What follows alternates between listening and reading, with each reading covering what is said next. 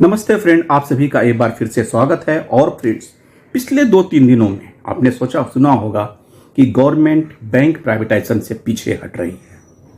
हालांकि ये बात उस समय आई थी जब गवर्नमेंट ने ये कहा था कि पब्लिक सेक्टर अंडरटेकिंग्स के प्राइवेटाइजेशन के बजाय उसके रख रखाव पे, उसके कॉरपोरेट गवर्नेंस पे, रिस्क एसेसिबिलिटी पे काम करेगी।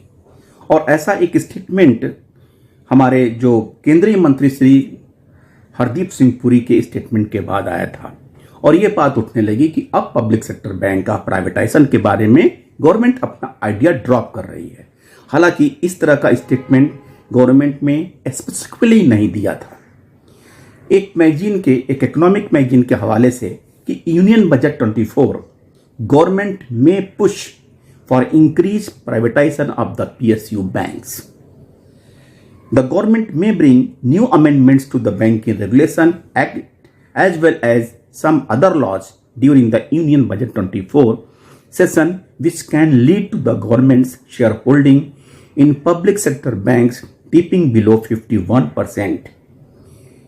Amendments in other acts such as the Banking Companies Acquisition and Transfer of Undertaking Act 1970 and the Banking Companies Acquisition and Transfer of Undertaking Act 1980 may also happen because amendments are needed to increase privatization, as these are the same laws that led to legislation in the past. The government had earlier proposed amendments to these laws for the 21 winter session, with Finance Minister Nirmala Sitharaman announcing the privatization of the public sector banks while presenting the Union Budget 21, but these could not go through.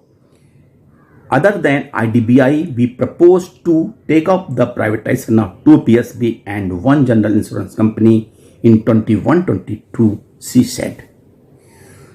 इसके अलावा अगर उसकी बात हम amendment की बात करें तो अमेंडमेंट करना भी कुछ कारणों से आवश्यक हो रहा है कि जो 5 पब्लिक सेक्टर लेंडर्स हैं, including bank of Maharashtra, Indian overseas bank, UCO bank, are planning to reduce government stake to less than 75% to comply with SEBI's minimum public share holding MPS norms. Finance secretary Vivek Joshi ने earlier ये भी कहा था कि out of 12 public sector banks 4 were complying with the MPS norm as on March 30, 2023। यानी कि जो सेबी के द्वारा minimum public share holding MPS का जो नॉर्म्स है उसको पब्लिक सेक्टर बैंक को कंप्लाई करने के लिए गवर्नमेंट स्टेक जो है वो 75% से कम करना होगा। जबकि जो हमारे बैंक्स हैं इस समय, उसमें पंजाब एंड सिंध बैंक में गवर्नमेंट की स्टेक 98.25% है। It is followed by Chennai based Indian overseas bank जहां पे 96.38% है, UCO bank 95.39% and central bank of India 93.8 and bank of Maharashtra 86.46% है। और सेबी के नियम MPS के लिए इनका स्टेक 75% से कम लाना होगा। अब यहां बात यह है कि 2 बातें हैं। अगर प्राइवेटाइजेशन करना होगा तो हमको स्टेक 51 से कम लाना होगा, और केवल सेबी के अगर नियम को पालन करना है तो हमारा स्टेक 75 से नीचे लाना होगा। यानी कि बैंक ओन्ड बाई गवर्नमेंट ही रहेगी लेकिन की स्टेक होल्डिंग कम हो जाएगी। हालांकि कुछ बैंकों ने QIP के जरिए पैसा इकट्ठा करना शुरू हो गया है। However, the regulator had given a special forbearance to state-owned banks. They have time till August 24 to meet the requirement of 25% MPS। और इसी वजह से ये बातें उठ भी रही हैं। लेकिन अगर अमेंडमेंट गवर्नमेंट करती है तो उसका मकसद यही होगा। हाँ, ये जरूर है कि गवर्नमेंट प्रेजेंट सिनेरियो में बैंक प्राइवेटाइजेशन के लिए नहीं जाएगी। एक्ट में चेंज करके, क्योंकि इनको शेयर होल्ड स्टेक कम करना है, वो कर सकती है, लेकिन they will not go for the privatisation. कारण यह है कि जिस तरह से गवर्नमेंट बनी है और स्ट्रांग अपोजिशन होने की वजह से हो सकता है कि counter parts of the government इसको एक्सेप्ट ना करें और किसी भी प्रकार का हल्ला गुल्ला अवॉइड करने के लिए गवर्नमेंट प्राइवेटाइजेशन के लिए नहीं जाएगी।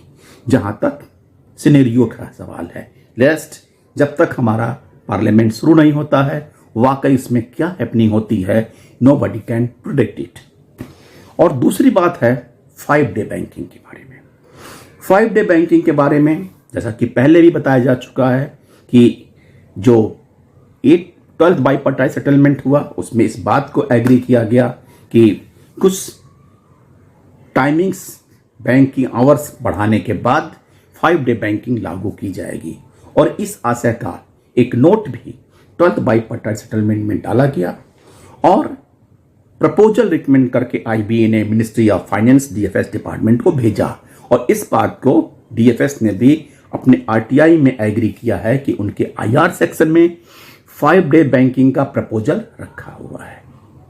उसके बाद क्या हुआ, उसके बाद इसके बारे में कोई रिप्लाई ना आरटीआई से आता है, ना मिनिस्ट्री से आता है, ना यूनियन से आता है। और यूओबीयू जो इस बात का दम भरती थी कि बिना इसके हम साइन नहीं करेंगे, उन्होंने चुप्पी साध रखी है। नंबर 2, सीएस वेंकटाचलम ने जब आईबॉक के एक जलसे में एक 13 ट्रायनियल कॉन्फ्रेंस में कहा कि आईबॉक का हम सपोर्ट करेंगे, उससे ये लगता था कि क्या 5 डे बैंकिंग केवल ऑफिसर्स के लिए है, हमारे अवार्ड स्टाफ के लिए 5 डे बैंकिंग नहीं होगा। ऐसा नहीं है।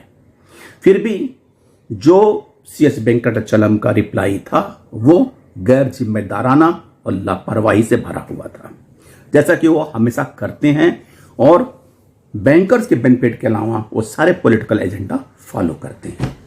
अब हमारे कुछ एक इकोनॉमिकल मैगजीन ने कहा कि बजट सेशन में चर्चा होगी।